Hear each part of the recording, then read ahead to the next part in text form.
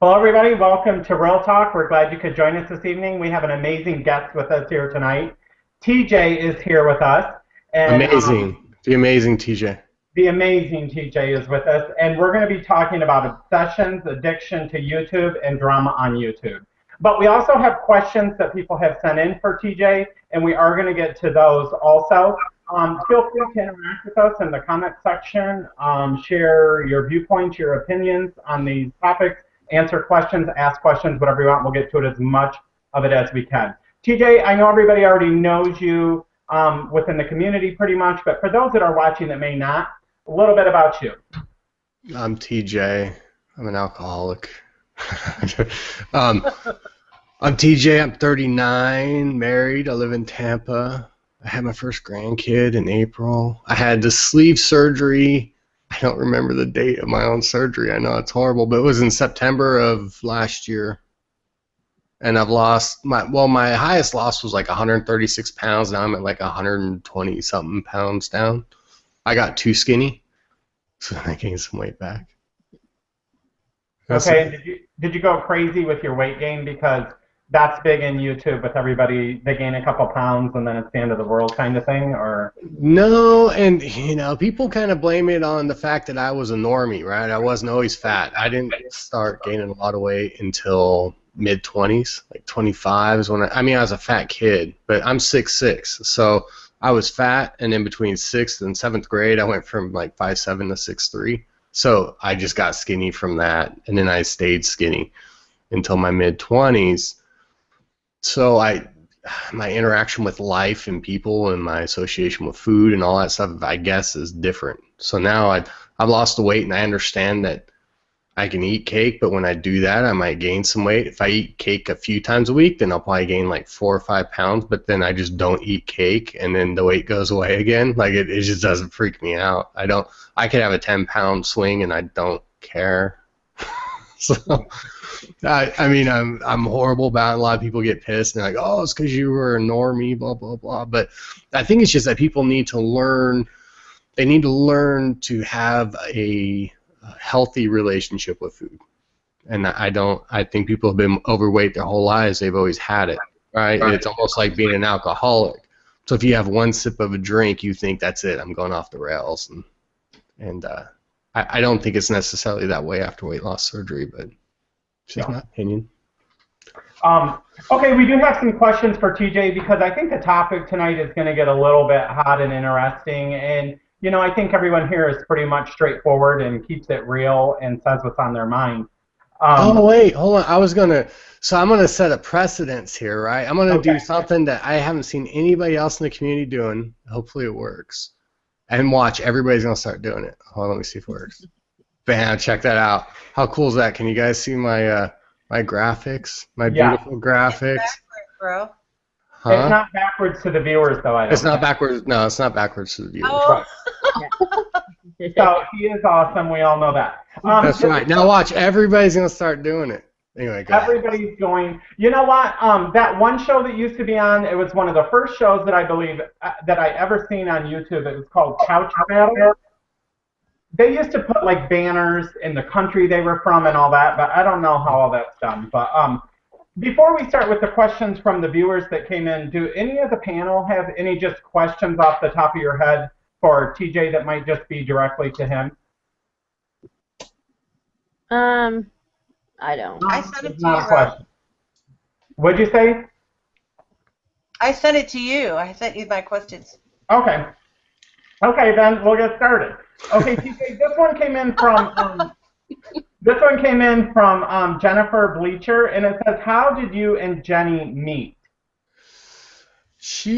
I went out to Vegas, and she was working at Mustang Ranch as a hooker, and I told her, listen, I'll take you away from this life, and she said, okay. She was Trixie at the time, and that's how we met.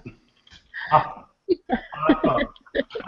Michael May had a question and said, what is it like to be so amazing and loved by everyone? Is it just a baby? It can be difficult sometimes because people just they expect you to be awesome all the time, and we were talking about this actually before it went on, and I'm not awesome all the time. I'm awesome for an hour, at a time, and then I'm not awesome. So to the general YouTube people, I might seem awesome because I can do it for a short amount of time. It's easy to be awesome an hour at a time. Mm-hmm. Okay, and then this one came in from Jennifer Bleacher. She had another one. Mm-hmm. If you could have any job other than the job that you currently have, what would it be? I think I'd like to be a physicist. Alrighty. And Michael May had an additional question. Have you always been so outgoing and outspoken in your personal life as well as on social media? Yep. So I've always been very direct and outspoken, and I say that a lot of times when people first meet me, they say, "Oh, you're kind of shy, right?" Or not really shy, but I'm more quiet than what they're expecting from me. And it's because I'm assessing the situation. I'm seeing what the person's about. I'm seeing what can they handle, what maybe are some weaknesses, where can I poke and prod them, and then I go from there. But no, yeah, I've always been outspoken. I've never been one to hold back. So it's not a show. Like the way you are on everything is how you truly are. Just sometimes it's more of a burst than other times. Yeah, I mean, it's whenever you're on a show, whenever you're on YouTube, you got to turn it on, right? I mean, you got to go full bore, and you're trying to somewhat appeal to the masses, right? I mean, there's certain people that like that edginess, and then there's other people who'll be very averse to it. But either way, I'm fine. I'm fine if you hate me or if you love me, as long as I get some reaction from you, as long as I'm not boring you. But I can't assess my audience. I can't assess who's watching me or who I'm interacting with. So I just have to put it all out there and see what comes of it. But I mean, most of my stuff, people think I'm just a fucking whack job, but most of the stuff I do is somewhat calculated. I mean, there's some thought that goes into the chaos. The first time, you guys, you can weigh in at any time of the panel. You don't feel like you can't speak. But I know the first time I watched TJ, I was watching Fat Kings. I think Bill must have been. I believe you said he was hunting, right? Mm-hmm. So I didn't know your guys' situation. I went over there. There was a little tiff between. Well, it wasn't really a tiff, but you and I had some communication back and forth. Well, I went over to start checking out the show and stuff, right? So then you're doing the show and he's not there, but you're still talking, or it was a video or something. And I think you said the ball and chain or my old man or something is gone, like making a joke. So then I thought, oh my God, these guys are a couple. And so then I started, No, I saw that, and I saw that you love me and you want to kiss me and you want to have babies with me. Yeah, it's all right. I accept all love. It doesn't matter who it's coming from. I did have a huge crush on TJ for probably 3 months. Well, so what happened? Why did you not have a crush on me anymore? Because we just never really get to mingle together or anything like that. I tried to come on your show, Rob, and you wouldn't have me. Oh, you shot me down. You turned me down. Rob, I said, Rob, I just want to be close to you. I just want to talk to you for a little bit in front of other people. I wanted to have a little bit of public display of affection, and you just weren't having it. You wanted it all in private. So I'm shot. Okay, you guys, moving on. I do want to say we have King Fairy here, brand new Christina Sizzle is here, Diane Rawgirl here, Gastric Rose is here, Prairie Princess Tina is here, Michael May is here, BSG Tanya is here, Hardboiled Heather Boo is here. BSG Tanya said it is backwards to the viewers. Yeah, no, I saw it. I took it down. I'm flipping it right now, and then I'll put it back up. He's flipping it, y'all. Okay, so we have one more question, and then we're going to move on. I'm sorry. It says, I know you have moved. This comes from Jennifer Bleacher. I know you have moved around a lot. If you could live anywhere, where would it be and why? Florida, because I hate winter. Oh, okay. It's easy. Okay, so that was an easy question. So we got all the questions that I have so far out of the way. Let's get into the topic, you guys. I think it's a hot topic. I think it's a great topic. We're talking about obsession, addiction to YouTube, and all the drama that can come with it. Not necessarily does, but can come with it. Let's start with Alicia, and everyone just interact whenever you want to. What do you see going on as far as addiction and drama within YouTube? I kind of want to get everyone's take on where they feel it's at, maybe on a level of 1 to 10 or whatever. Well, I just think that people are obsessed. Well, I think that, people are so, they say that they don't. I guess I'm looking from what I've gotten myself. It's like, people don't like you. They don't like what you're saying, but they still can't, they still can't just click off of it. They're obsessed with hating people. They're Okay. obsessed with hating, they are. Pam, what about you? I don't know if you are talking about ourselves, or you mean other people Anything obsessed? in general, I guess just what you observe within the community. Okay, I know for myself, and I know there's other people like this too. Like when I first started YouTube, I was connecting with a lot of people, and I felt extremely pressured to, not pressured, that's not the right word. I was wanting to watch everyone's videos and comment all the time, but I would get behind because I wasn't living my life and doing my normal things. So I was putting a lot of pressure on myself because I was so obsessed with watching videos 24/7. But yeah. Okay. TJ? Let's fix my image. All right, so you guys will have to let me know if the image is fixed now. If it's not backwards. But what was the question? Something about Addiction, obsession, and all the drama that can be in YouTube. Well, I think that the issue that we run into with YouTube and social media, and really media, is kind of about your perception versus your perspective. We don't care about intent, we don't care about context. We just care about how we perceive it and what our perception is on it. And we're used to societal kind of constraints that give us laws and rules, and so people live within them, and they're used to a certain ebb and flow of things. But then whenever you get to social media, YouTube or Facebook, those don't apply. There are no rules. I could say fuck. I could say that people raping people in Africa is okay. Right? And people are like, oh my God, I can't believe he just said it. You're a horrible person. You should be shut down. But not really, because then you're not having to deal with laws. You're only having to deal with your ethics and your morals, and then what your perception is on that, how you perceive that. And you don't really know what my context is of saying that, what my background is for saying that, or what my intent is on saying that. So I think people have a hard time reconciling all those things. It's just too much for people to think about. People are used to just being zombies and just doing what the rules say. Here's my dotted line and I follow it. And social media just crushes that, and people can't handle that. So you have strong reactions. Zen? I think on YouTube people can be who they want to be.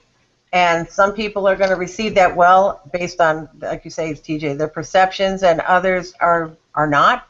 And I think that certain subjects are very touchy, whereas other content is just sort of like middle of the road. There's a lot of middle of the road content, and then sometimes I think things flare up for, I'm not really sure of the reason. I mean, sometimes I can actually see why people would become inflamed, possibly, and I can see other times where I'm totally baffled as to what is this really all about and why.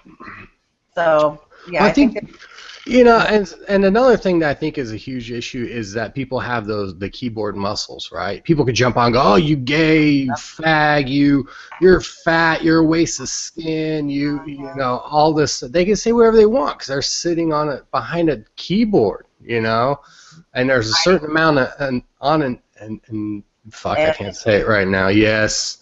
That goes on, even if you can see the person's face. They're in, the middle of a field in fucking Pennsylvania, I mean, really, what can you do to them? So, that kind of adds to it. I think so, too.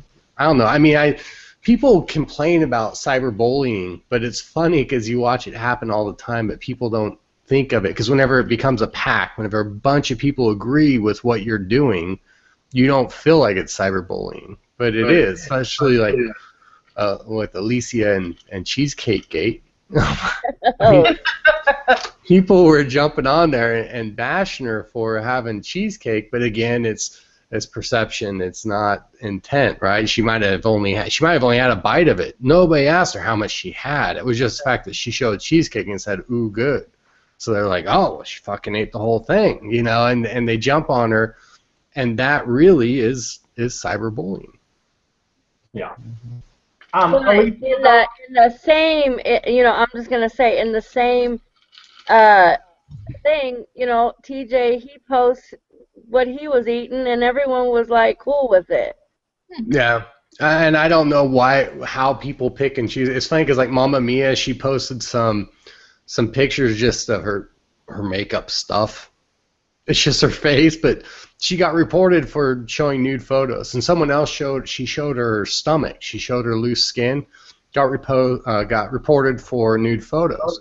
I posted a picture just wearing a sock. I wasn't wearing nothing but a sock over my little guy, my unit. And nobody reported it. It never got reported. Otherwise, and people can get away with stuff. Yeah, it's up. It's on one of my. It's either on the TJ page or the Tyrone page. Oh, let me address that. Oh, so I don't have Facebook. Well, hold on. Crystal Okay. and some other people asked about why I'm not friending them, and that's because I've separated. There's a separation of WLS in my personal page, so that's why I'm not accepting personal page stuff. Just to get that out of the way. Okay. I'm sorry, Rob. Did you have a question? Go ahead, Rob. I don't even remember what the question was. I was baffled. Oh, I said I don't have Facebook, so I don't see all that stuff. But I do think that, well, this is a question that came in. It says, do you believe that some of the YouTube drama is for the pure intent of any attention is good intent? Yes. That was my question. Thank you, Will. I think that is, yeah. I mean, I think that people will post things that get Alicia, you're just as guilty of it as any of us are. I see them. Fucking bipolar shit going on. She's like, I love life. I'm fucking gonna kill my kids. Yeah. I mean, she's horrible. But I think that we post what we need a reaction to, right? We need that feedback. Whether it's a video, it's something we type out, it's a picture, we need feedback from people. So if we're feeling down, oh, I feel down and life sucks and everybody hates me, we don't post that because we're just trying to get it off our chest. We post it because we need the feedback saying, no, you're great, you don't suck, life is good, so we can feel better. Whenever we go on vacation or we go to an amusement park, we post all 8 million selfies from it because we want people to go, oh, you're out having fun. I wish I was there too. So then what you're doing feels more important. It's more gratifying because of the feedback that you got from it. So, yes, is the answer to your question. Mm-hmm. Okay, what about Alicia? Alicia, you're guilty. No, I do. I do it all the time, and people are like, "Why you post that? Why you do it?" Because I do. You know what? Sometimes I admit it. I post stuff just to get a reaction out of people. I do. You know, and I have people telling me all the time that I should stop doing that, and I won't stop. I will never stop. You better shut me down. I guess all that reaction stuff, it just comes with the territory. If you're seeking any attention, whether it be negative or positive, you got to expect to get what you get, and you can't freak out about it. That's how I feel on that subject. You're gonna put yourself out there, and then you're gonna cry about it, and oh my God, I didn't think that they would react like that. Well, you'd step out, and there it is. But I think for me, it's like there's reactions, and I expect people to act, crazy with their reactions towards me. But what I don't expect is for people to tell me that I should go and do everyone a favor and kill myself. I mean that just to me is out of line. But that goes back to TJ saying that it's just somebody sitting somewhere. They'll say shit like that because they're just sitting at a keyboard and they have nothing better to do. Yeah. And they know they know from watching your videos it's going to get you going. And that they're going to get a reaction out of you. And really it's bullying. And I think that I don't know, Phil always talked about fat on fat crime. And I think that there is some lashback from that, that now the people who have been bullied their whole lives can now bully. And I think that is the freedom that the internet gives. I I don't think that people who are highly popular or have a lot going for them are spending a whole lot of time on YouTube and Facebook telling somebody that they're a piece of shit. I think that it's the people who've been bullied and they're kind of reclusive and they need to take that anger out. And so the bullied become the bullies, you know, I think is what you see. Yeah, I agree. I would agree with that. Liz L says, only a sock, ? Laugh out loud. Sister Scaleback says, hi everyone, sorry I'm late. VSG Walter says he is obsessed with TJ. Please lift the restraining order. A teeny tiny tummy for Christina said the logo looks great, TJ. Mississippi Mama says, hi y'all. And VSG Tanya said, I was watching during the Bears and the Bees when I seen you guys. That must have been a party. Yeah, so yeah, Phil was gone. He went hunting. And what I was referring to there is because the dynamic of the show, Phil has actually taken on a lot more TJ type of traits, but the formula of the show was Phil played the straight man and I played the crazy guy, right? So when I got too out of hand, Phil would kind of rein me back in. And he was gone, and then that's when we did the Bears and the Bees show. So we had all the gay guys on. They're all from the bear community, so that's where the name the Bears and the Bees came from. But I had no restraints on me. You know, there was no Phil there to tell me, hey, tone it down, so I could just go nuts. Especially a bunch of gay guys, right? I mean, they're usually very out there with their stuff. So it was a fun show. Corey was very quiet. Did you say Corey? Corey was quiet. I said those queers. Oh, those queers. It's funny that you're dating yourself. I don't think anybody says queer anymore. Yeah, that's probably true. It's funny because my uncle's gay, and so somebody who was really gay was referred to as a flamer, and I don't think I've heard that term in forever. That's how old I am, because I knew when flaming was a derogatory, well, not really a derogatory term, but it was a descriptor of an extremely gay guy. I don't think it's used anymore though, is it? They use campy a lot. I think that's a little bit dated too. Now I think they just say femme or something like that, but they used to use campy a lot too. Yeah, campy. I've heard that, campy. So, yeah. Do any of you girls want to throw in some gay lingo? I'm going to pass on this one. Oh, you know what? Speaking of so before the show, right, you always have your pre-show and you ask your guests, is there anything you don't want me to ask? Is there anything that's going to offend you? And I'd ask, you know, is there any terms I shouldn't use that would offend you guys and stuff? And I came right out of the gate and I started asking about dykes. And they're like, oh, my God, I can't believe you asked that. That's like an extremely derogatory term in the lesbian community, but I had no clue. So it's just from a straight guy's standpoint that isn't in the community, I had no idea I was even extremely offending somebody. Oh yeah, they do not like to be called dyke, bull dyke.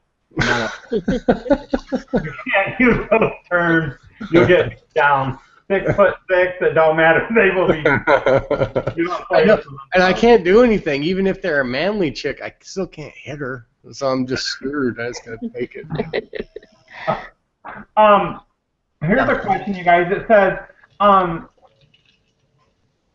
okay, well this kind of goes with what we've been talking about, but do you think that leaving YouTube is normal? And if so, what timeline is considered common? Like that's what it says, it's considered common. So like, don't you see that a lot of people that were maybe back on YouTube back in the day aren't here anymore, and they've kind of rolled on and rolled out and that kind of a thing, and just are out of sight, out of mind totally? I mean, I know, TJ, you kind of retired a little bit, but you still make appearances and do things here and there. But there is people who are just gone.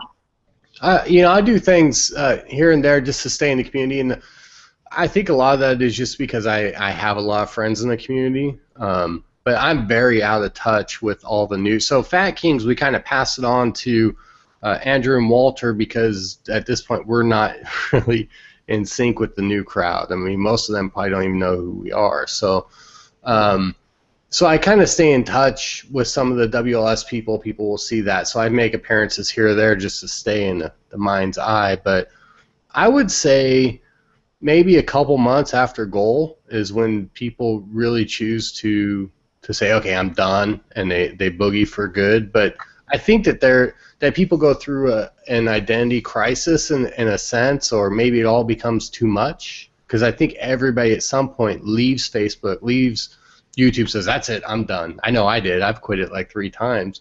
But they say, that's it, I'm done. They get away. They need that feedback again, right? They miss that attention. They miss the adoration, and then they come back again. So I would say 6 to 9 months, and then again about 14 to 16 months. Okay. And what about you, Zen, Alicia, and Pam? You mean for the duration on YouTube? Well, yeah, just in general. Do you think it's normal for people to leave, and like what time length do you think? Because I think there's some people that are going to be on here for life, which there's nothing wrong with, but I do think in general people tend to go. Yeah, I think I would say probably 36 months, a maximum for, 24 to 36 months depending on their goal time set. And then once they feel they have nothing more to add, then a lot of them vanish, or if they have significant regain, a lot of time they vanish. I would say, 24, 36 months in that period of time. And then there's some people that come on and they kind of figure like this isn't really for them. They kind of make a series of videos and they're kind of like, for whatever reason, they just drop it. And it's like any other hobby that they would have. So I don't know. I think that is viewership, though. I think that people, they put a video out there and they get like 5 or 10 views and they get really sad about that. And people don't always like on it. Whenever people, I see it a lot because I have the WLS YouTube Addicts group, and I see people that stop posting there because they don't get a lot of views or they don't get a lot of likes. And I think people are watching it, but view counts don't always count, things like that. It takes time for people to come around to it. And I think people get discouraged because they're usually the people who they're shy, right? They're introverts. Yeah. So it took them a long time to get up the courage to do these videos. Then they did the videos and 10 people watched. So it just crushes them, and it's just something that you have to put the time in. I mean, we did Fat Kings for 5 years, but of course it was before weight loss surgery. And at the time, we were considered stars, right? And we had like 300 views per video, and that's considered a star in the weight loss community. I mean, the rest of the YouTube community, you have 2 million views and you're nobody. Yeah. I mean, I have another channel that has, I think it's like 200,000 subscribers. I get between 30 and 40,000 views per video, and nobody even knows who I am. Most people don't even know that the channel's out there, so it's, it's just kind of, again, perspective, right? The perspective of, who's important, who's not. And I think that you need to start out, you need to make the videos for yourself and then worry about where your fame or people watching it comes into it. Because really, if you go back, like whenever I watch my videos and then I watch videos now of the newer people, they're saying the same shit that I said. And stuff I said, the stuff I said was the same shit the people before me said. We all go through the same journey, but we feel like, oh my God, I invented the wheel first. It's all just the same stuff repeating for everybody over and over again. So you just kind of got to do it for yourself, and if people catch on, great, but if they don't get discouraged, because it is important to go back and watch yourself go through it. Because, I mean, I know I'm taking over your guys' show, but I'm the guest, so fuck off.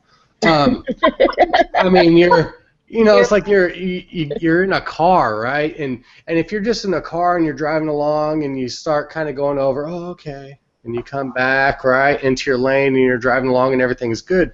But if you jerk the wheel suddenly and you go sliding, and you jerk back and you come back, now everybody in the car is fucking, oh my God, and you're like, oh my God, and you're sweating and you shit yourself and you pissed all over and you might puke. And that's what weight loss surgery is, right? I mean, you are condensing 5 years of weight loss, 10 years of weight loss into 1 year. Mm-hmm. So you're taking that wheel and you're jerking it, and all the emotions, all the physical changes, all the attention that you get comes in a very short amount of time. So you have to kind of go back and reflect on that and what you went through and what the journey was all about, because it's going to level out, right? And it's just going to kind of go back to normal again. So it's nice to have a record of that. So I would say anybody who's starting out, keep making your videos. It doesn't matter how many people watch it. Alicia, Pam? No, I think that once people, I think that once people get to where they feel like they're at their goal or they're where they want to be, they kind of are like, okay, I'm done, back to the real world, like back to the real world. I sometimes feel like this isn't, like we're all in this community, but this isn't the real world, and or people are ashamed because they've had a huge regain, or and stuff. But I think for me it's really important. I've been on YouTube for about 3 years, and I started because I didn't know where else to turn. I wasn't looking into weight loss surgery, and now I appreciate the time I've been on YouTube, and I don't plan on going anywhere anytime soon. So, but I think they feel like, okay, my time here is done. It's time to get back to reality. Yeah, but you're still in the losing phase of it, though. Oh yeah. Oh yeah. I mean, I think you go out and it's hard to say because you have people like and it's Tanya, not Tanya, Rob. What the fuck's wrong with you, man? How long you been around? And you're saying I think that's Tanya. Tanya has her eyebrows are sponsored by Nike. That's how fucking important Tanya is. But I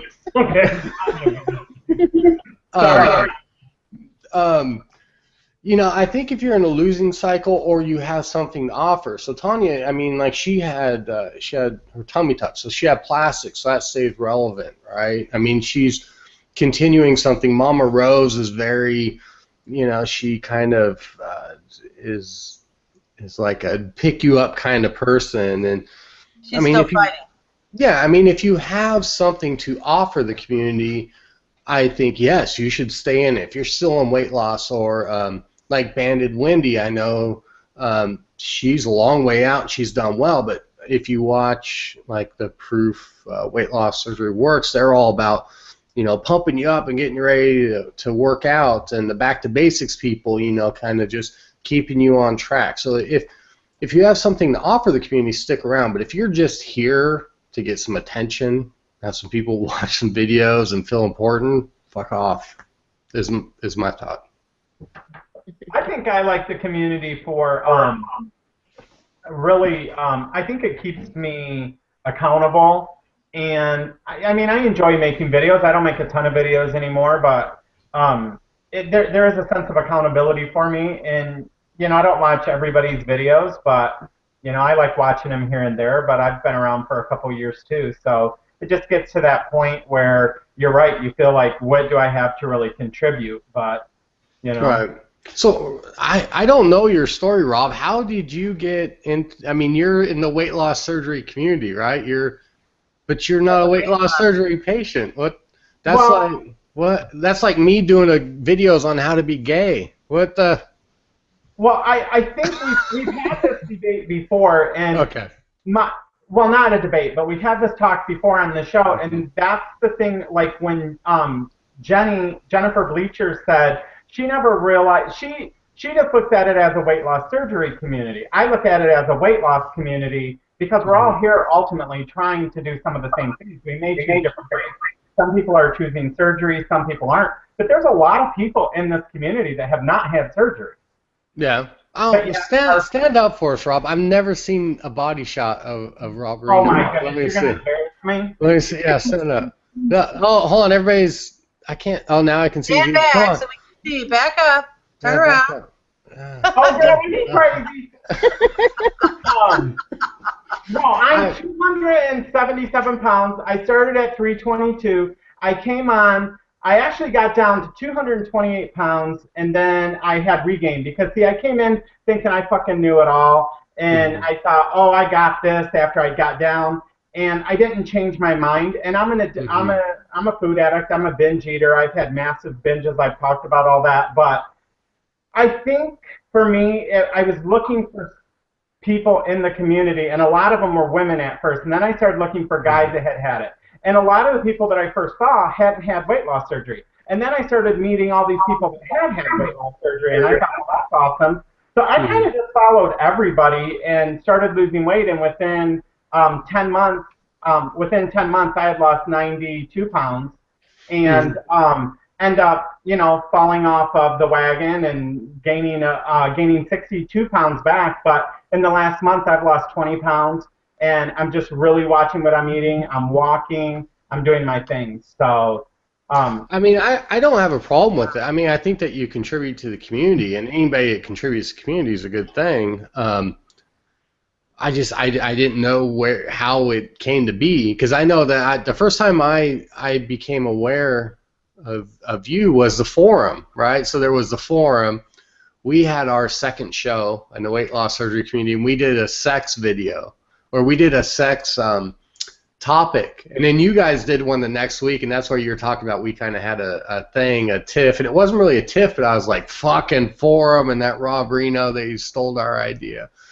And we had some email communication back and forth on that, and then it was straightened out. But yeah, I didn't know, but I found out pretty much right away. Somebody had told me, I don't even remember who, that you hadn't had weight loss surgery, that you were doing it the natural way, but I never really, like, it never bothered me, or I never really thought about too much that you didn't have it. I just didn't know how you got involved in the weight loss surgery community versus going like to the Weight Watchers community or the, like some other community. But I guess there isn't really, I don't think, is there a tight-knit community out there outside of weight loss surgery that has videos and all that stuff for just weight loss people? I don't know, because when I typed it in, I just typed in weight loss on YouTube, and it pulled up everybody. I mean, it just started pulling up anyone that had that, I guess, in their tag or their line as to what they named their video.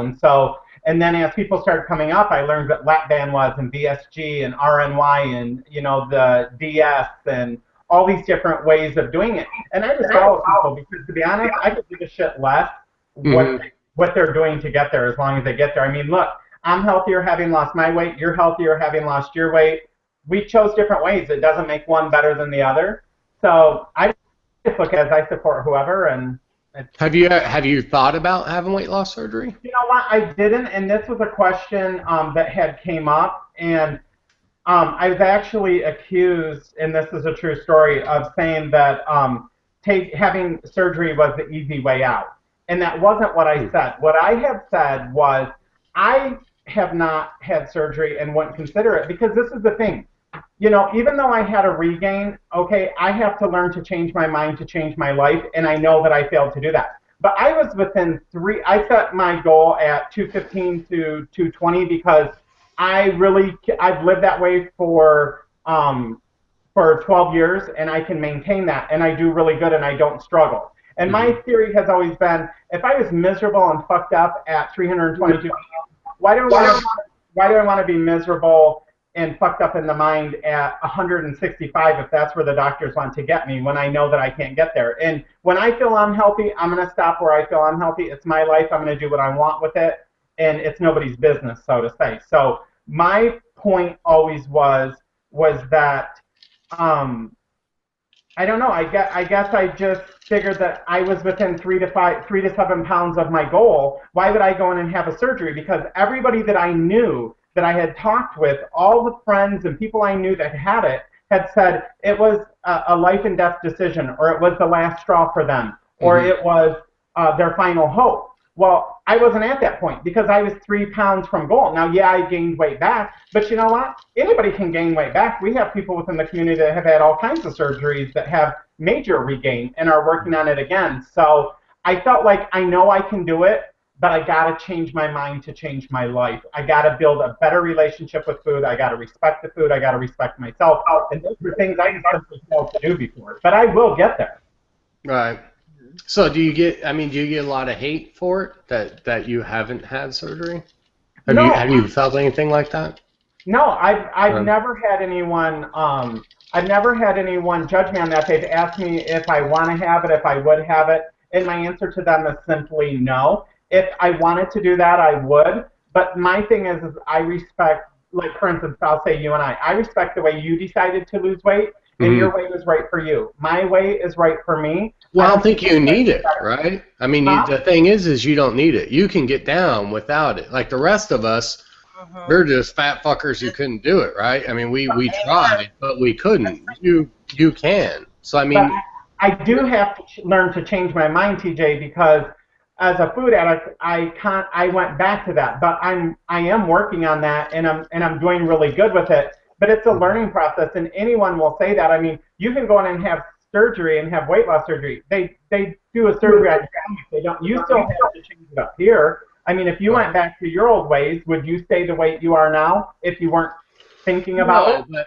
No, you have to stay conscious of it. I mean, right. It's just one of those things where I think that you were able to get down on the weight.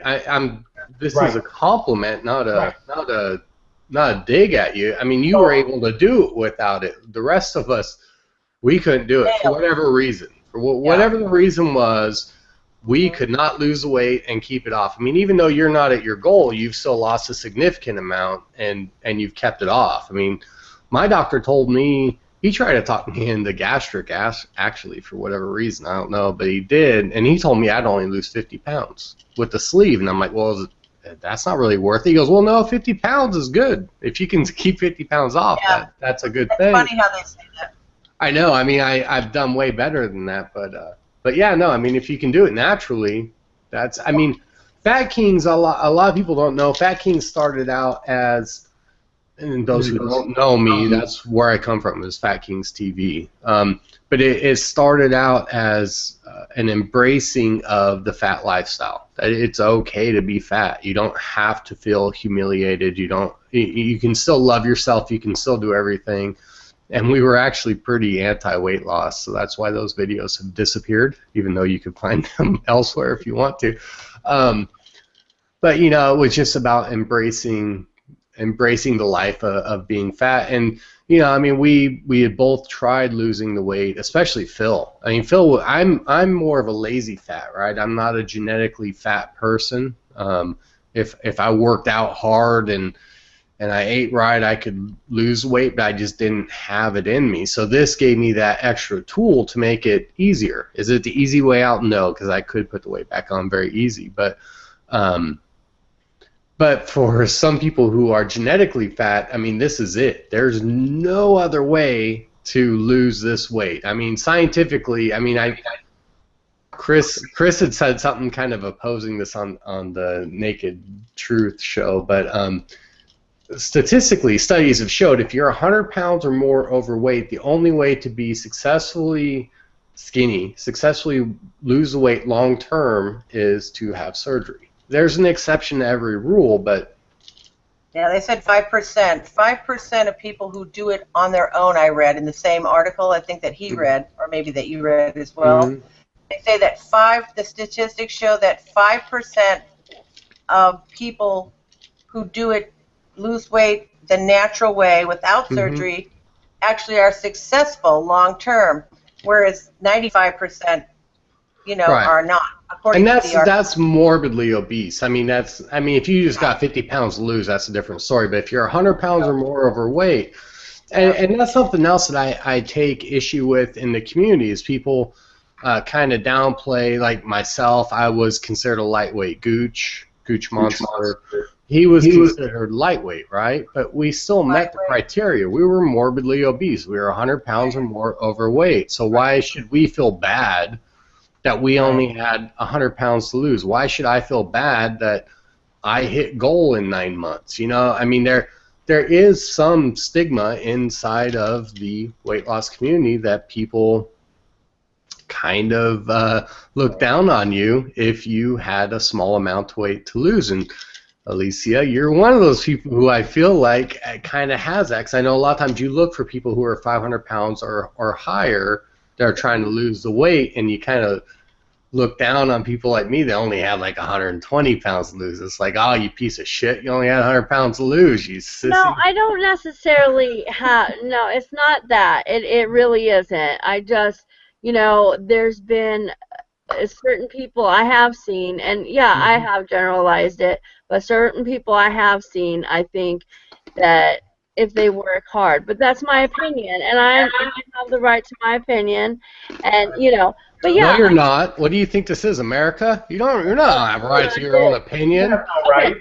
You only have the right to, you have the right to my opinion and how I feel, and that's it. That's the only right you have. Well, TJ, I want to talk real quick since we're on this about last week's show when we did get going on that particular topic and stuff.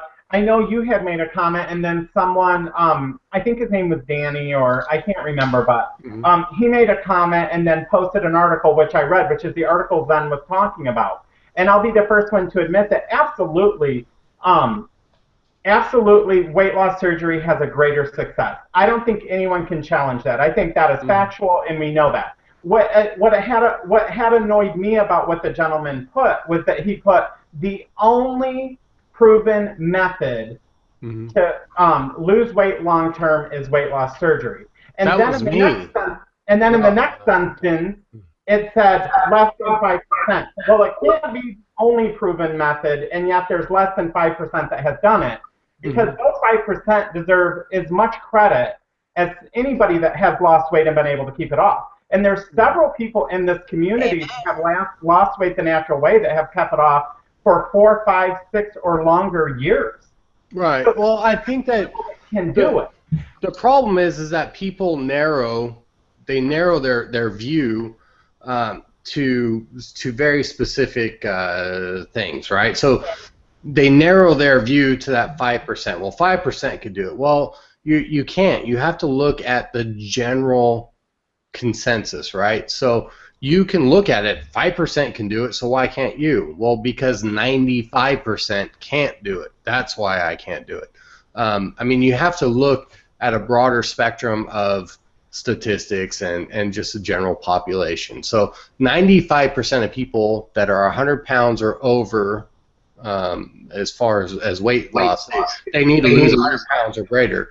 95% of them will be unsuccessful doing it on their own. So yes, you can make the general statement that the only way to lose 100 pounds or more and keep it off long term is to have weight loss surgery. And that is a valid statement, because you can't play the minority. You can't base your answer on a 5% consensus. You have to base it on the greater number, which is 95%. If I told you that you have cancer and there's a 95% chance that you're going to die, your view is going to be a little bit different than if than what we're talking about weight loss wise. So I think whenever people make those statements, or especially whenever I make a statement, it's geared towards the general number. What is the greater number? And I'm not talking 51%. 95% of people cannot keep the weight off. So it's a valid argument to say the only way to get the weight off is if you have weight loss surgery. But there are exceptions that can do it. Well, there's exceptions to everything. There's a guy who puts on wings and flies next to jets, but you know, it's not something everybody's going to do. So you're going to be an exception to the rule, and we're going to all be cheering for you. But that's okay. I mean, Rob, you've done well. Even if you've lost 50 pounds, that's still better than most people have done. But I think that I don't know if it's an American mentality or if it's a general world mentality, but we always think we're going to be that 1%. 99% didn't do this, right? That's why people buy lotto tickets. Right. You're not going to win the lotto. You're not going to win the fucking lottery. You're just not going to do it. But we also go out and buy our $250 million Powerball ticket because we believe that we're going to be that 1 in 80 million that wins it. So I want to ask the people that have had weight loss surgery, because I think this is a fair question to ask. And Pam, we can weigh in on the opposite end, having not had it. In that article, it said that there is a 50% long-term success rate for people that have had weight loss surgery. And my question to that would be, so for someone that's had weight loss surgery, and this was a last-ditch effort, and there's risk involved in everything, but I'm saying there's risk involved. Is that a high percentage for a last resort surgery to help somebody who's at their last hope, so to say? Is that a great success rate? Because when I read that article, and I mean, it's good, don't get me wrong, I think it's good. I thought that it was going to say like 85% of people that have had surgery are successful. And I was a little bit taken back that it said only 50%. I thought that was low as a last resort surgery or a way to lose weight. What are your guys' opinions on that? Well, I would agree that I think that 50% does sound low, but again, when you go back to some other statistical information regarding the success rate for any given surgery, that those are provided by your surgeon, or you can read about them. They're general numbers, and there are a pretty large percentage of people who don't lose 50% of the expected weight loss that have the surgery, and so there are people who they have the mean, which is the 50% of the people who have lost their weight or are going to, and then there's people who lose 100% of their weight. And we see a lot of those on YouTube, okay, that they lose 100% of their excess weight. But there's quite a big section of people that don't get to the 50% mark, despite the fact that they followed the rules, despite the fact that they had weight loss surgery, and for metabolic, other factors, unexplained factors, age, you name it. I can't tell you all of them, but there's a number of factors where that result in there's a great, a pretty big significant number of people who are not going to reach the 50% mark. And that's yeah, but 50% is better than 95%. That's the other thing. Yeah, I'll tell you that 50% is, oh, you're doing great. You've lost 65 pounds. You're doing great. You look wonderful. But you're saying, but wait a second. I thought I was going to be one of the ones that could lose 100% of my excess weight, and I planned on it. And the whole mental trip, and that's a whole nother story. I don't know, and I think that. I mean, I've been on record, right? I hate scales. I don't really understand the goal weight, right? It's very arbitrary. I think it's just it comes down to a quality of life issue. How much weight do you need to lose to have the quality of life that you need?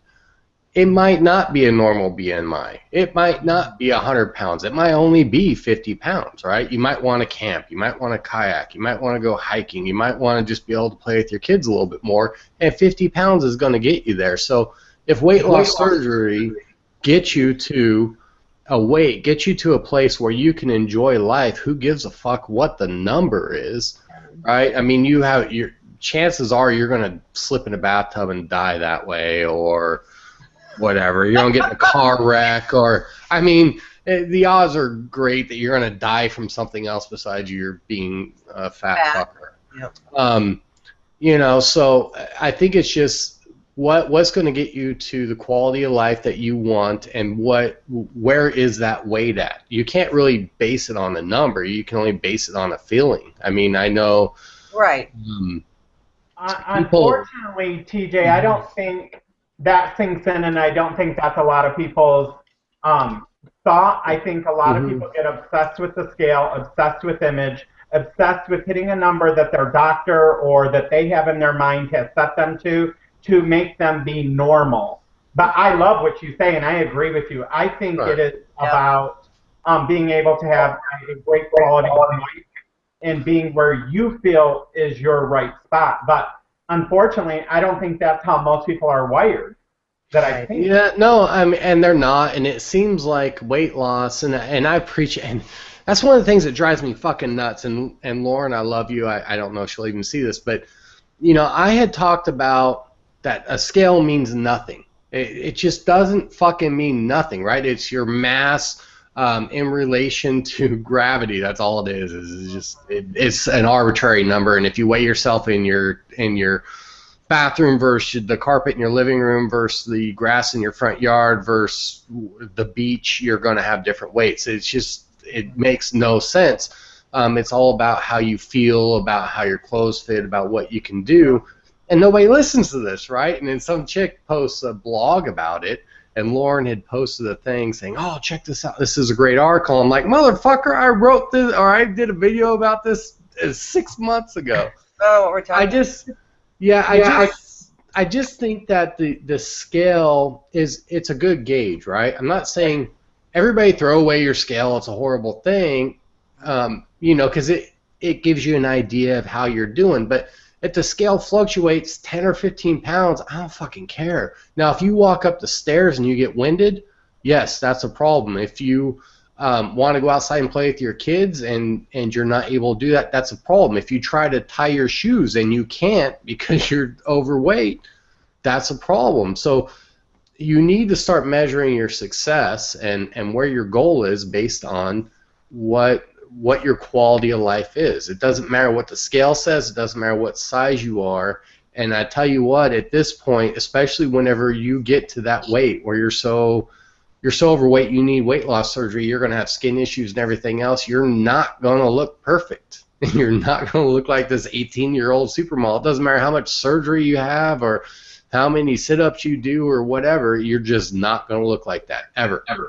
It's not going to happen. Now, I was told by my doctor, one of my doctors, that I should be happy right now with where I'm at because from my starting weight of 560, they only expect me to lose 30% of my weight. But that doesn't matter, is what I'm saying. It doesn't matter what the doctor tells you. It's what you feel. No. And in that same, I said, I understand where you're coming from a medical standpoint, but for me, my goal is to be 250 or wherever my body feels comfortable. Now at 374, I don't feel comfortable, and I'm told that I should just, be happy with where I'm at. Yeah, I started at 560, but I'm not comfortable at 374. Yeah. So, I do have a lot of against me, but of course, I'm the one that has to say, you tell me to go left and I'm going to go right just because you say. Well, and TJ, I've talked about the same thing on my channel a few times, and I said a scale is a way that we gauge where we're at, just like you said. And I said, the weird thing is the day we're born, we're weighed and it's recorded, and the day we die, we're weighed and it's recorded, and we're going to use the scale to weigh ourselves thousands of times in between that birth and that death. And the thing is I think a scale is an amazing way to gauge weight loss, and that's how I look at it. But what so many people do is they get on that scale in the morning and they say, oh, I'm up 0.7. Today I'm going to have a shake for breakfast, a shake for lunch, and a sensible dinner. Or, oh, I'm not going out to eat this weekend with my friends. You cannot let a flipping scale determine your life. You never know when it's the end. So why are you? I hate it when people let scales dictate how their day is going to go, how their mood is going to be. I think that is dangerous and reckless, and I think a scale should only be used to as a form of a gauge of weight, because it's what we know. Now, the clothes fitting and the way you feel and stuff, that's superior, and I get that. But there's always going to be scales, and it's always going to be a way that people look at how much they weigh in pounds or whatever way you have it set to read. But I agree. I don't think it should control how our day goes and what we do and the decisions we make, or if we're going to a party that weekend because we're up a pound and we don't want to be up 3. And I did the Oh Snap video in response to Phil did a video and a few other people did a video where I was just like, fuck people, you're freaking out over what the scale tells you that you've gained or lost 3 pounds. Yeah. There was some response to it that, oh, well, it was just my eating habits or whatever, but I don't know. I mean, I can't make somebody think the way I do. I can't make somebody feel the way I do. I just think that your quality of life is hurt. What you've accomplished is hindered by your obsession with the scale. Yeah. You've lost 100 and whatever pounds. You're in better shape than you've ever been in your life, and you're negating all that because your scale says that you weigh 3 pounds more. I just think that it's very defeating. I Well, hear you. we have some comments. We have quite a few, actually. My iPad is down. I'm sorry, you guys. So I had Alicia. Go ahead. Well, wait a minute. Just to let you guys know that it's a rule. Anytime I'm on a show, it goes over 1 hour. So you guys, Rob, I know, We're being on the our control way. freak that you are, that we have to go over an hour. So. We're on our way over an hour. So Xena VSG Warrior Princess is right on, TJ. I too do not weigh myself and only know what I weigh when I have to check in with my surgeon's office. I find that by not weighing myself, I am more in tune and have greater body awareness. Pretty losers say, hey guys, sister scale back RNY. I agree with TJ about what gets you to a good quality of life weight. I think older weight loss surgery patients have this attitude more than younger ones. Well, I I would agree on that. Just to kind of get in there, is that I think that when you're younger, your beauty standard is much higher, right? I mean, when you get older, you're just expected to get fatter. You're expected to get gray hair. You're expected, I mean, the chase of beauty is not done by 19-year-olds. It's done by 42-year-olds or 50-year-olds. Those are the ones that are buying hair dye and Spanx, and I mean, we're the consumers of chasing youth. So I would think that standard is definitely different for younger people, and I think it would be harder for somebody who is a weight loss surgery patient that is 23 or 19 or 27 than somebody who's 40. So harder in what way? You're just talking about just because of your expectation of becoming normal? I don't think it's your expectation. I think it's a societal expectation that somebody who is young should fit a certain mold. I mean, I don't agree with it, but I'm just saying that the standard for somebody who's younger, the bar is set much higher than somebody who's higher or who's older. The bar's higher for somebody who's older. So I think the weight loss struggle and the goals and the dress size and the scale are much greater for somebody who's younger than somebody who's older. And I talked about in my Snap video was that if you're 42, you can't say, or you can't hold yourself to a 19-year-old's standards. You just can't. I mean, just somebody who has never had weight issues cannot hold themselves to that standard. But I could see how the struggle or the ultimate goal or the scale or the dress sizes or the pant sizes is different for somebody who's younger. So. Yeah, I mean, I would probably agree with that, but I think that because of it being a last chance, this is my personal view, for myself, I truly view it as something that I want to have total success. And so this was the standard. Well, hold on. You have to establish what is total success. Well, total success for me originally was to get to a certain weight. Okay? And I've since then modified the weight thing to come up some because I realized I will probably never get to that point.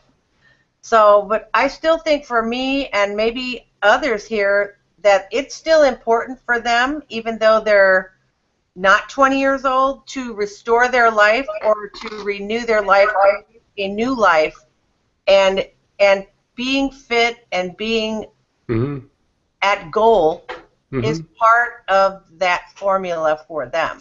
I think that you're setting yourself up for a huge mental barrier. Because it's not a number on a scale does not make everything all right. A number that's sewn into the back of a dress is not going to make everything all right. It's what your mind considers okay. You know what I mean? Because you could be a size 2, but once you get to a size 2, wait, the scale says I'm this. Okay, so then the scale says that. Well, wait a minute. I have some stretch marks. I have some varicose veins. Wait a minute. I have gray hair. Wait a minute. I have. At some point, you have to accept the fact that you're going to age. It's just going to happen. I've already accepted that fact. So that's why I go back to, well, a younger person, yes, it's going to be a little bit harder, right? Because just society and their mindset, everything holds you to a different standard. But when you're older, you should take that pass. You should say, I'm in my... I'm in my 90s. I used this in another video, and I got in trouble for it, but I said my advanced years. I mean, whatever you consider your advanced years. Like, I'll be 40 this year. Yeah. If I'm lucky, I got 20 years left. If I'm extremely lucky, I got 40 years left. Yep. But so to me, I'm getting towards the end years of life, right? Yep. If you're 50 or 60 or 70, it just depends on what you set. But you get a pass, right? I mean, you're expected to have some weight. A pass. That's the other thing. I hold myself to a different standard, and not than others, but I mean, I'm in my own mind. It's just a mental thing. Oh, I know. I've seen your avatar. I know. I've seen your thumbnail from when you're 17 years old. What is that about, Zen? Come on. You look so young on your avatar. You look like you're like 17. I was like, oh, I was taken on Mother's Day on that 20. What? Yeah. Holy crap! I was just I've aged a lot since then. I just think that it's one of those things where people they set themselves up for youth, and we are not youthful. I'm not youthful. I'm 39 years old. I am not 19 years old. I'm not 25 years old. So I have to accept certain things for my age. I have to. It doesn't matter weight loss surgery or not.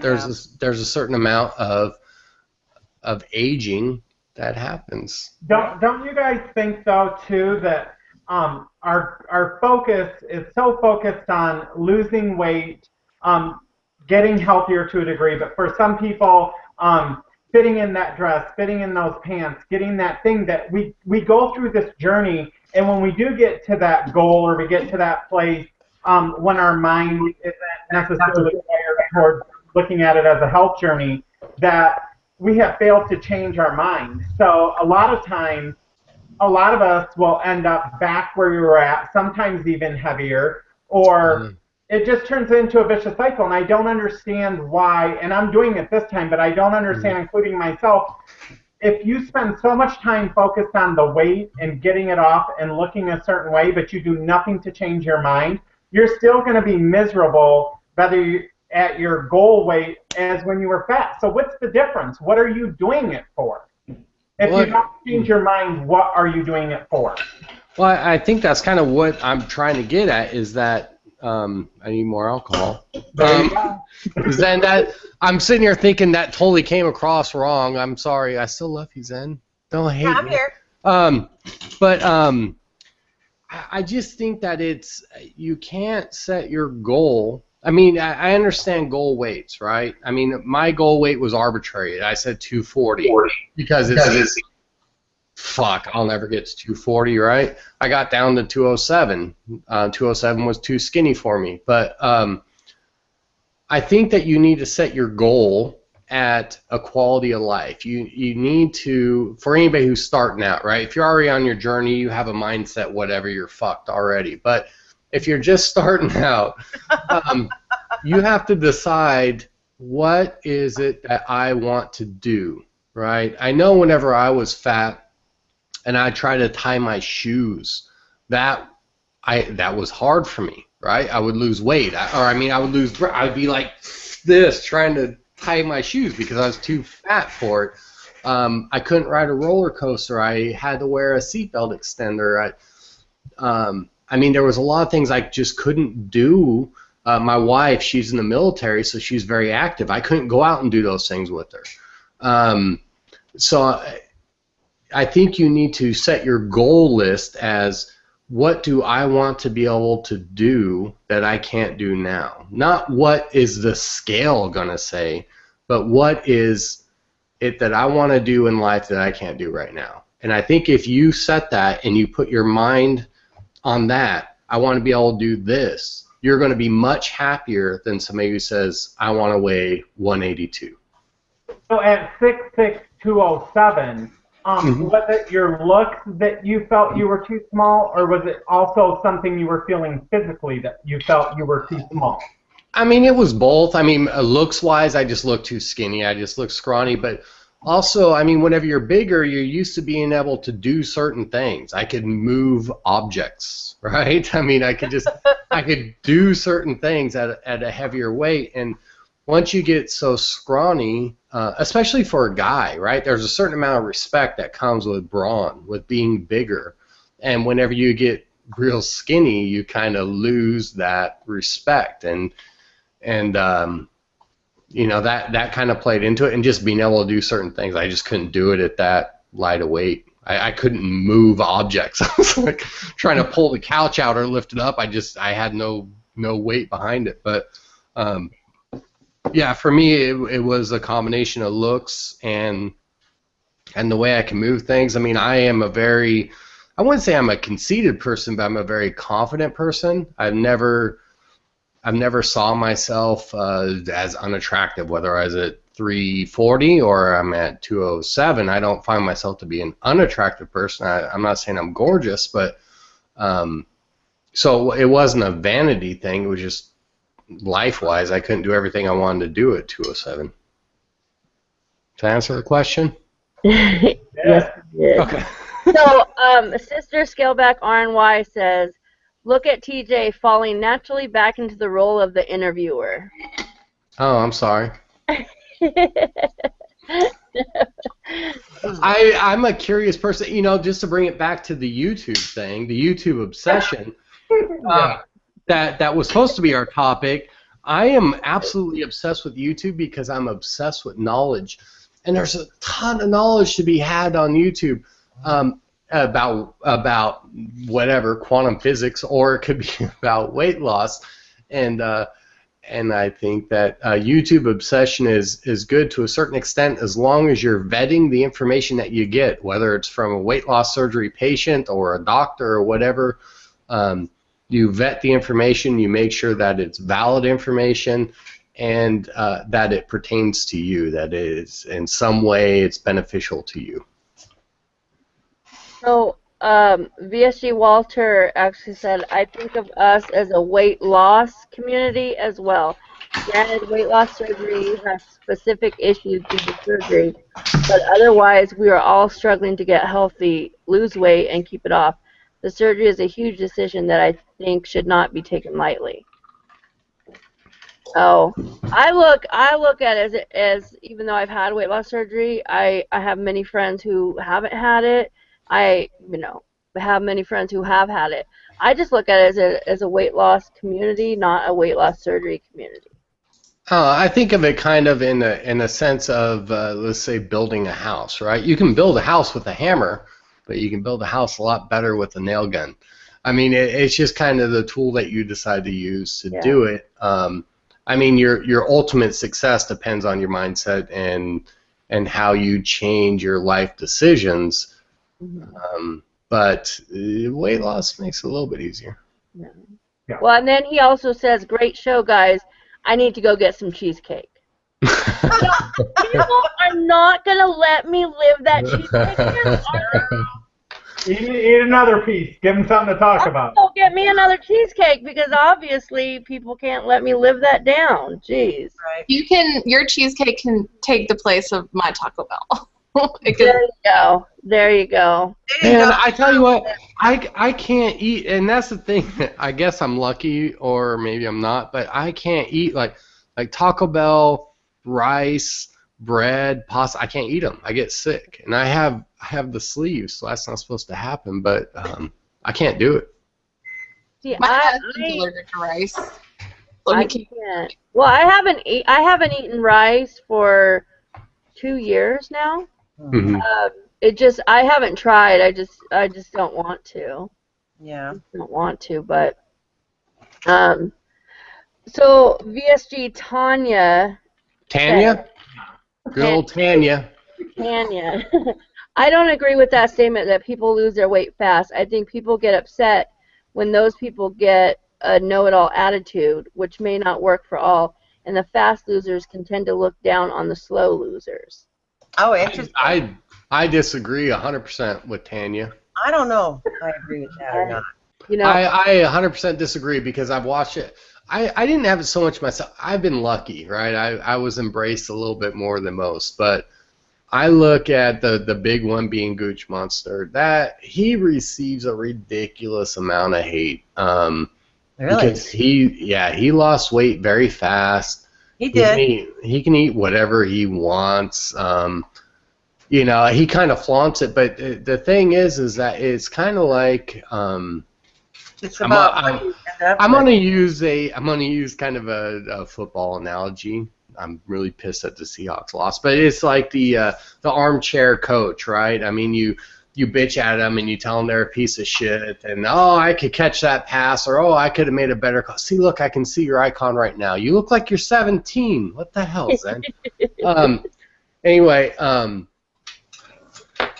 everybody sees Gooch doing his things, right? His eating of his eggs, his chocolate eggs at Easter time and things like that. But they don't know that 90% of his meals are itty bitty in their protein and things like that. So I think that going back to the YouTube thing is that you guys are only seeing a small part of people's lives and what they're choosing to share with you. You don't know what the training is, or you don't know what they eat all the time. You just see a little part of it. So I think that people are quick to judge the quick losers, and I would respectfully disagree with the Voodoo Queen. And I would say it's actually the other way around, that people in the community do look down on people who lose weight very quickly. I think some of them actually go too far as well. Just personally, I think that they actually look better, not on the heaviest side, but as they're going down, I think that they start not looking good when they get to that bottom point, where some of them end up, no names mentioned. That's my personal opinion, and I don't know. I don't hate on them because they've gone there. I mean, I think they look 90 years old.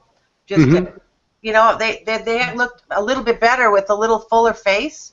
You know, and I'm not placing a judgment, but it's interesting that someone would say that the fast losers are hated upon.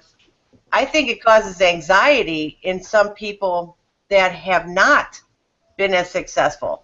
And perhaps that's where some of the hate is derived from. You know, that's. I think people do get. I think people do get. You know, people get mad at people who have lost weight quickly, and you know, I get mad. Themselves, like what is wrong with me? Yeah. I get mad. I wish I would. You know, I'm like getting up there to almost 2 years. I get mad because I feel like I haven't lost enough. And there's people who lose, you know, all their weight that they want to lose in the first year. I mean, yeah, I did start at a huge weight, but people always tell me, well, you should have been losing weight faster because you were so big. I'm like, that's ridiculous that they would say anything like that to anyone. But, I don't know. I don't know. I think part of the difference is, like, when both Alicia and TJ ate their ice cream or cheesecake, or TJ had some cheesecake flavored ice cream and Alicia had cheesecake. I think it's different because society judges women different, and that's a whole other thing. But listen, let me finish. The other part is people look at Alicia, and you know, they can still tell from watching your channel or whatever that you want to lose more weight and stuff. And I'm not saying that you shouldn't eat that, because I believe everything is okay in moderation, and it's about building that right relationship with food. And if you like it, don't put it out.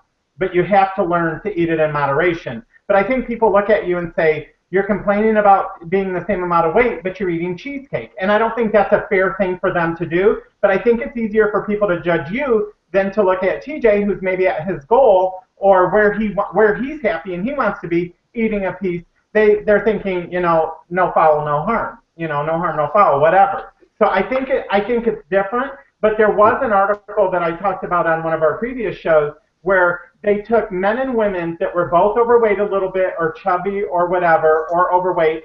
Guys, they looked at as, oh, they're bearish, they're cuddly, they're huggable, strong guy. Women, worthless piece of shit, fat trash, fat bitch. All these different names for women compared to men who were both overweight and not at a healthy weight, but yet two different views as to how people viewed them. And I just think that's the way it is, but I think it's easier for people to judge Alethea because she's still a big girl, she still has weight to go, and I think people judge her for that reason. Yeah, and I think that guys have always been held to a different standard than women have. I mean, unfortunately, it's just society. That's what they've chosen to do. But you know, I mean, it kind of is what it is, and it comes down to what you decide is your personal standard. Back to the quality of life. What is it that's going to make you happy? I mean, if you want to live your life to a societal standard, or you want to live your life to what somebody else considers to be a good weight for you, you're probably never going to be happy. You're just going to have to figure it out for yourself. Pamela hasn't said, I don't think, 2 words during this whole freaking thing. It's in awe of me. Pam, what message do you want to get out to the viewers right now? Like, honestly, what do you want to say to the people watching? Oh, geez. If anything. Oh, shit. Watching that, fine. Do what? If you're just content watching, that's fine. Yeah, I'm content watching. Okay. Pam's not feeling the best tonight, but she wanted to be here, so we do thank her for being here. TJ, back to you. What's your Well, I do want to say that Mama Rose said in her case, she got a man who told her, don't you know you still have a fat ass? And she agreed. Yeah, I think that people, you have to have somewhat of a thick skin, and I think you build that up over time. Maybe I just have a warped sense of being of my body because I wasn't always overweight, and maybe people have a valid point at that, but yeah, I don't know. I'm just gonna keep going back to the you need to decide what is a good quality of life for you, but I don't think that you should base it on somebody else's success or failure, or what somebody else is doing, or how fast they got there. I mean, YouTube is good for getting some information along the way, and maybe getting some tips and tricks, but you definitely should not base your success or your progress based on what somebody else did online. Now, let me ask the three of you a question, because this would go for people that have had weight loss surgery. Do you think, and I'm not saying all doctors, so this isn't a general statement, do you think, though, the way that sometimes you have to be at this BMI and you have to be at this and this is the weight we want you at, if that's constantly fed to you when you go in or if you're following up with them, is there an expectation that you feel obligated in a sense to this doctor that you want to accomplish this? Because I think for them, they love to have people get to a certain number because it also makes their success rate higher. I mean, we've seen people on here say straight out, their doctor told them if you lose this much weight and you get to here, you're going to be in the top 1% of success in my office. Well, they market their success rate obviously to get business too. So I'm wondering, does that really help the mental game of it when it's constantly pushed on you that you need to be here and you need to be there and this is where you should be? It goes back to TJ's point, quality of life. Well, if your quality of life is 220, TJ, or 225, and they want you at 200, I mean, you got to go with what you feel is right. And I just feel like sometimes this puts a huge weight on people and gets them addicted to this number. Yeah. I agree with you, Rob. I think some of it is not necessarily just, I mean, some of it is the doctor, obviously, and being able to market it, but insurances and their boards and their, I mean, it's unfortunately, that's just the way the American system is set up. If you go down to Mexico and get your surgery, you can just walk in and go, hey, Yep. I want to get cut, and they're like, okay, let's do that right now.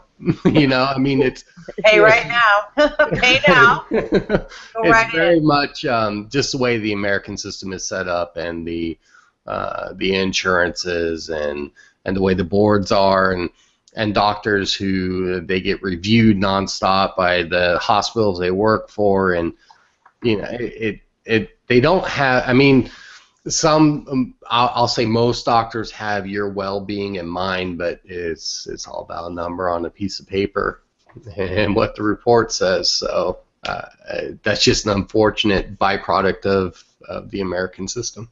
Alicia? Let's see here. We have a bunch more. There's so many. We're still Lacey called responding you. to this other question. Huh?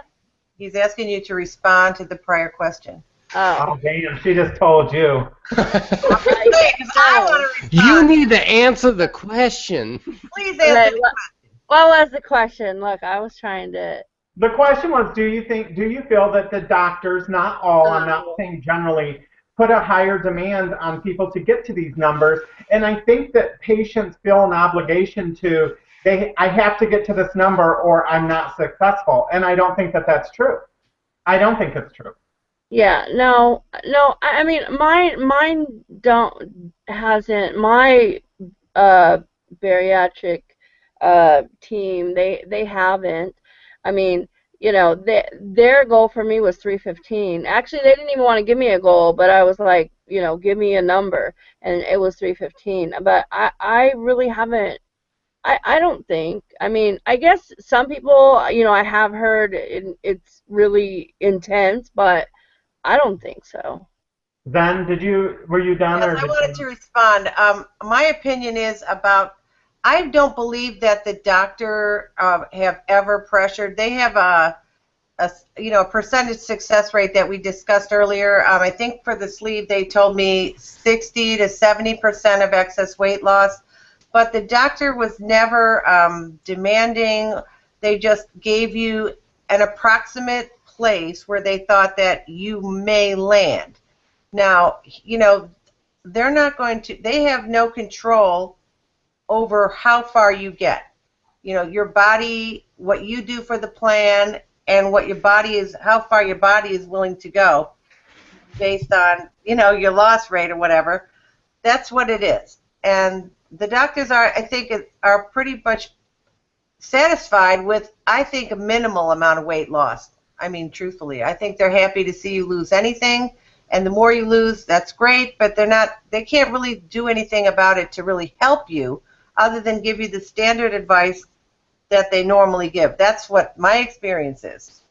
Well, I think that they're happier with higher success rates, as any doctors would be, regardless, whether it's plastic surgery, facelift, whatever. The higher success rate you can get, the better it looks when somebody's researching to go to somewhere. That was one of my points. And I think a doctor that performs any surgery is happy when they get a payment, a check in the mail from an insurance company or whoever, and then they're good to go.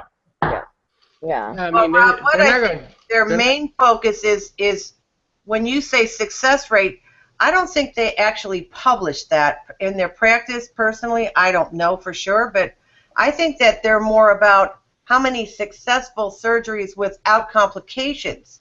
I think that's more their focus, and restoring the patient to health without having complications post-operatively is really something that they tout more of their success rate, plus their death rate. How many people actually die in the process with them doing the procedure? I think those are things that I ask when I went to a surgeon. Well, I think how many have died? I think anybody would ask that, but I mean, I'd want to know what their success rate is. Someone can go have surgery, and if they only lose 20 pounds, and that's the general success that doctor's office gets compared to someone that has a 90% success rate, I'm going to the guy that's got 90% success rate.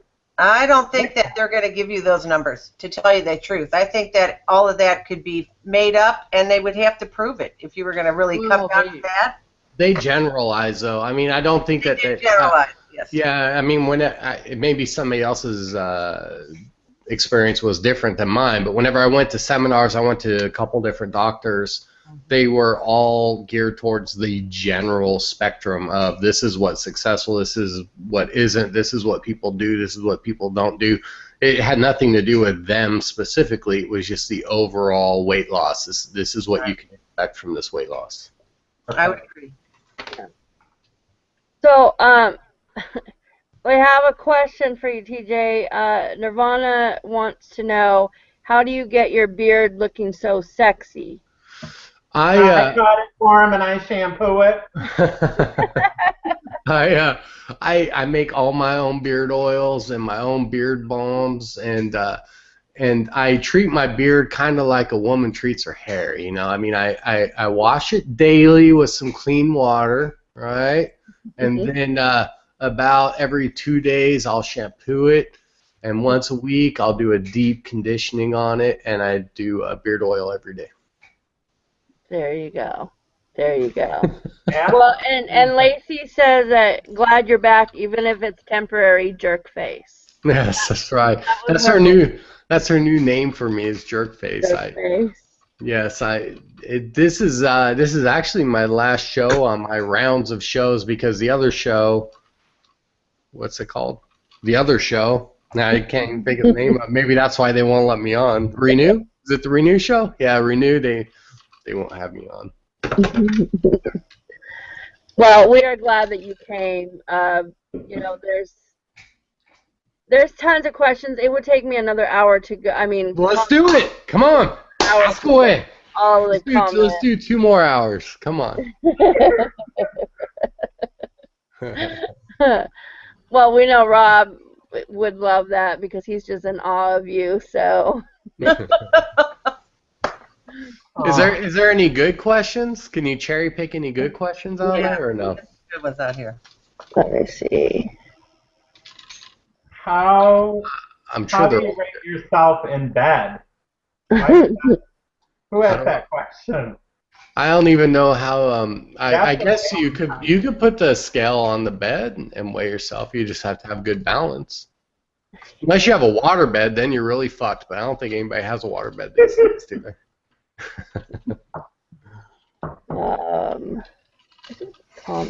Well,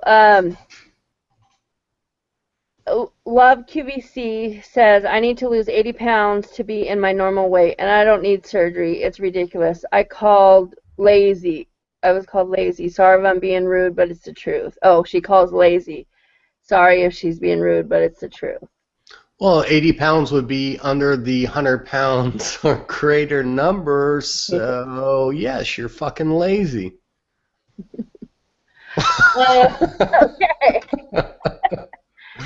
Okay. The statement, well, no, here's the thing, is that people come in and they make statements, right, whether it's on a video or it's on a Facebook post or whatever.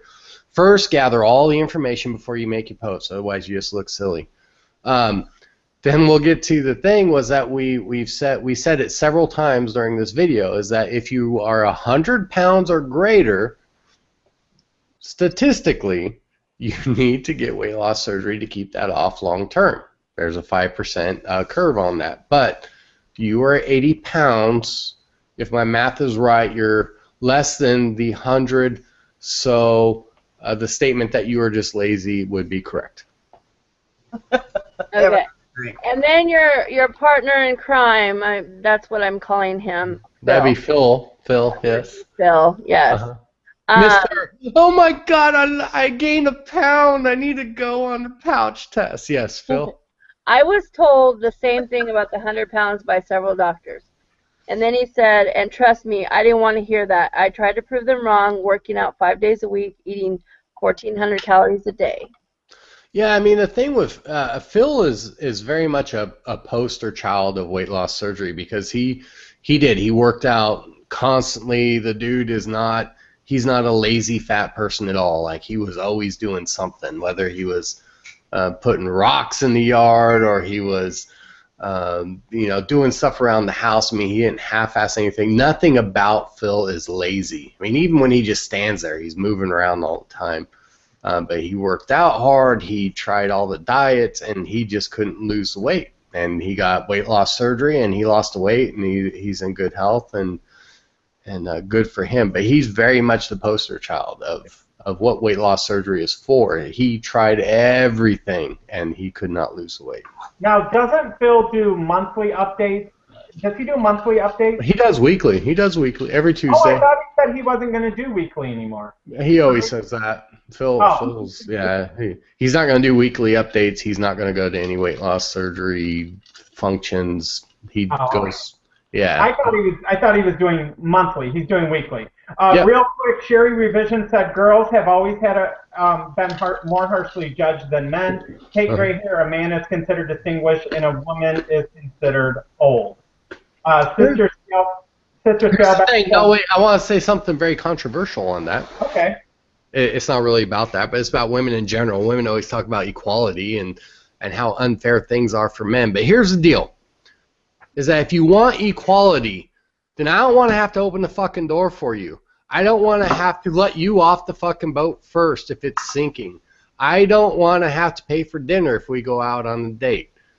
Equality is fucking equality. You can't just have some of it and not all of it. So there you go. There's my controversial statement. There we go. TJ has. Sister Scaleback says no one should compare themselves to others. Fast, slow, tall, short, old, young. It's an individual journey with an occasional similarity. Sherry Revision said, absolutely, YouTube and Google are two of my favorite tools online for learning and bettering my life. Gastric Rose says, thank you, my sweet boy. Yes, I totally agree, quality of life.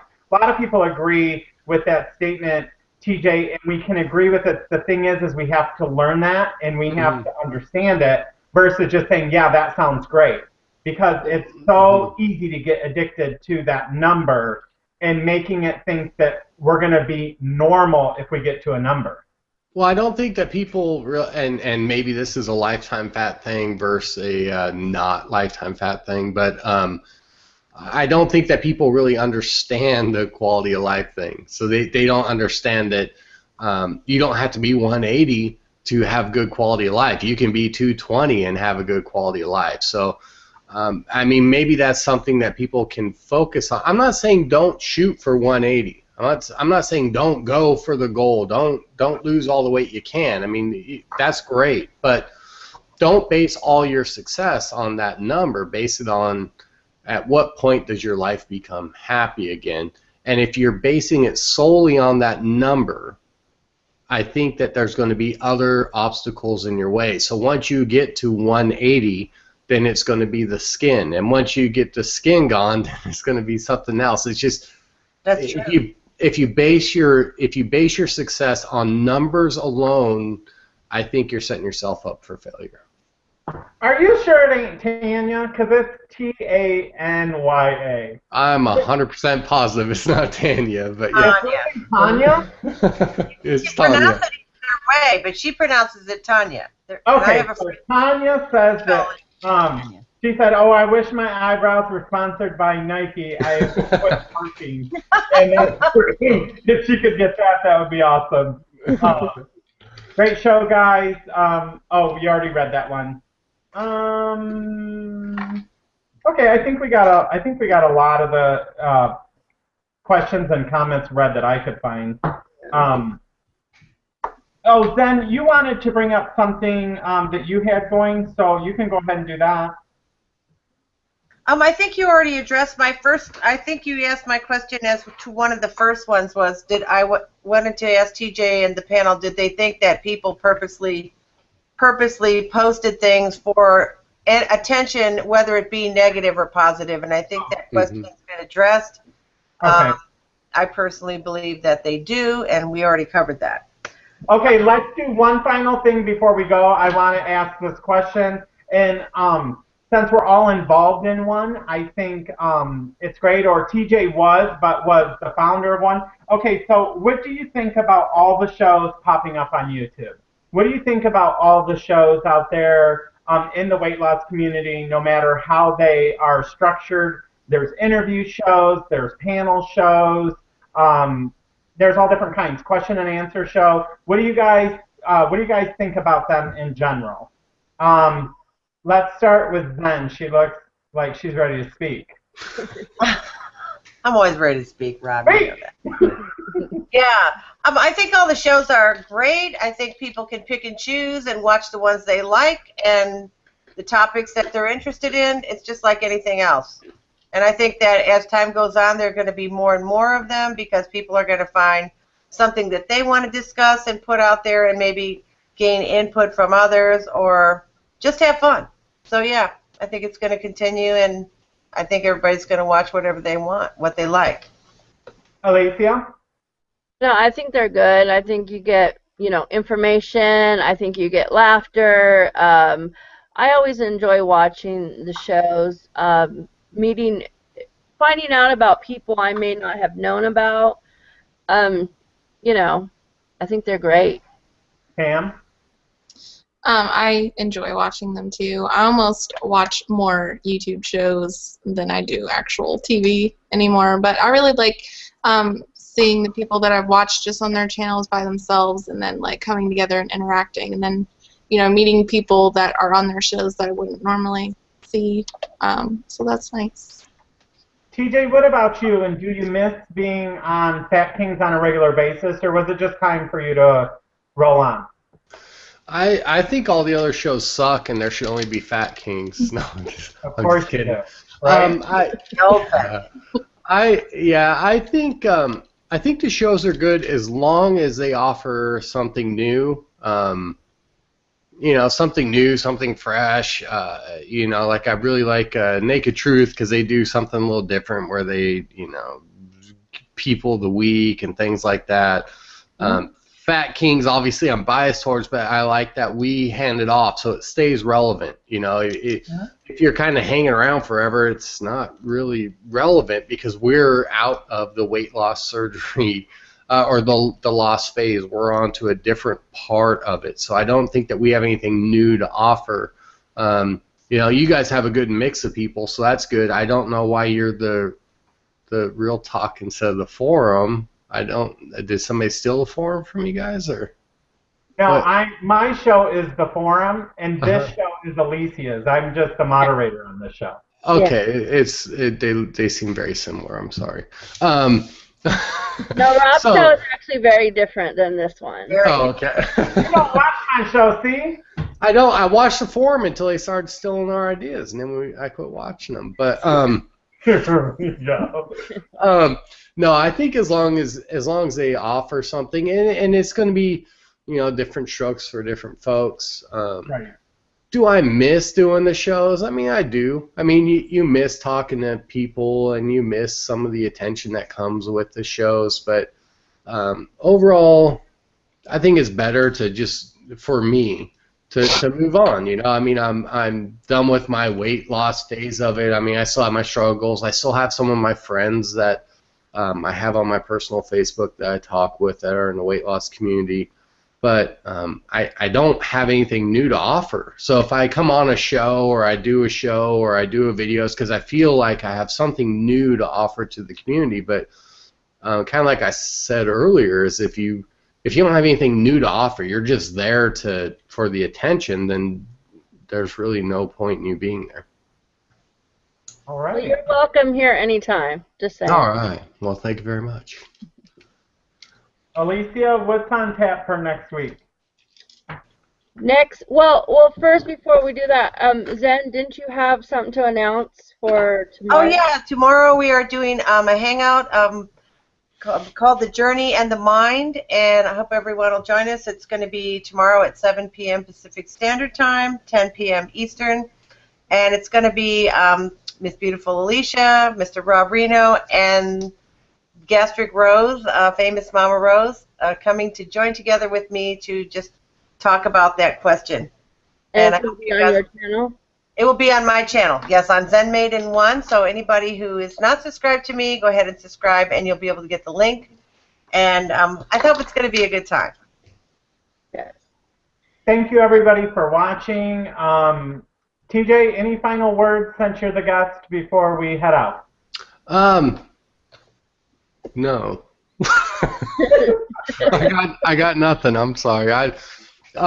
Good luck to everybody. I just want to say good luck to everybody who who is new to the community, you're just starting out, it's going to be a great ride. You have a lot of good mentors out there. Watch all the videos that people have. And that's pretty much it. And Zen, I love you, and I'm sorry that I made fun of your icon. Please don't be mad at me. Thank you. Yeah, you know, that's pretty much it. I mean, it's you really have to seek out what it is that you're looking for, kind of get through all the drama that is. We didn't really get into the drama too much here, but there is a lot of drama out there. There's a lot of things that could be off-putting about the community. It has changed quite a bit since I started in it only a year and a half ago.